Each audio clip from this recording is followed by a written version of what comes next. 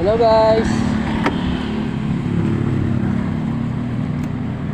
Meron na naman tayong isang customer. Nabudol na naman tayo guys. Grabe. Ang sabi, maliit lang kasi sa lalabag. Pero nung pinuntahan ko na, ay nako, ang laki pala, hindi kasya. Pero kinuha pa rin natin guys, sayang din kasi. Nagdagdag na lang natin at saka nagdagdag naman. Yun nga lang, talagang hindi natin masasabayan to at pinapamadali.